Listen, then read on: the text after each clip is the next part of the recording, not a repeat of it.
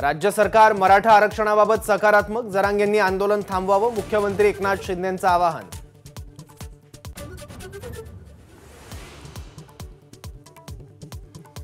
राम मंदिर प्राणप्रतिष्ठा सोहळ्यानिमित्त उपमुख्यमंत्री फडणवीसांकडून कारसेवकांसोबतचा नागपूर रेल्वे स्थानकावरील जुना फोटो शेअर. तर फडणवीस लहानपणी नागपूर स्टेशनवर फिरायला गेले असतील, राऊतांचा टोला.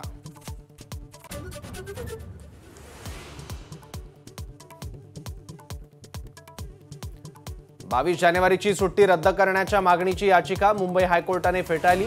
विधी शाखेच्या विद्यार्थ्यांनी उद्याची सुट्टी रद्द करण्यासाठी केली होती याचिका.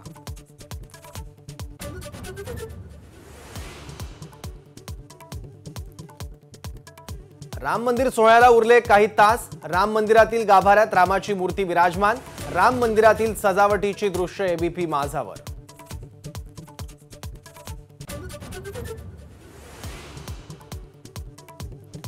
राम मंदिर प्राणप्रतिष्ठा सोहळ्यासाठी अयोध्येतील सुरक्षेत वाढ. अयोध्येच्या सीमांवर कडक बंदोबस्त. विना निमंत्रण अयोध्येत परवानगी नाही. ड्रोनच्या माध्यमातून शहरावर नजर.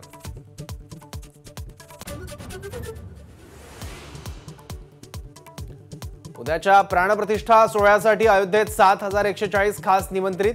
112 परदेशी पाहुण्यांचा समावेश. रामनगरीत उतरणार 150 चार्टर्ड प्लेन.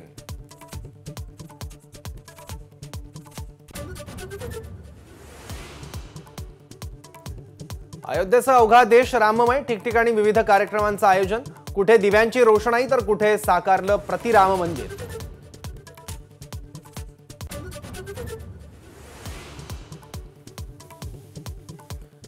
मुख्यमंत्री शिंदेंचा आजही डीप क्लीन मोहिमेत सहभाग. कुर्ल्यातील गणेश मंदिरापासून स्वच्छता मोहिमेला सुरुवात.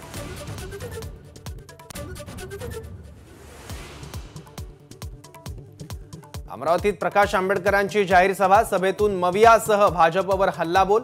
जागा वाटपामध्ये तडजोड झाली नाही तर 48 जागा लढू, आंबेडकरांचं विधान.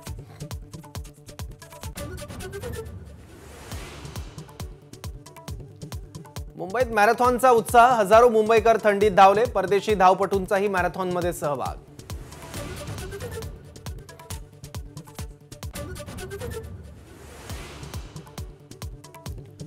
पंतप्रधान मोदींचं मिशन साऊथ. रामेश्वरमधील अरिचल मुनाई आणि धनुषकोडीच्या कोदंड रामास्वामी मंदिरात पूजापाठ. एबीपी माझा, उघडा डोळे बघा नीट.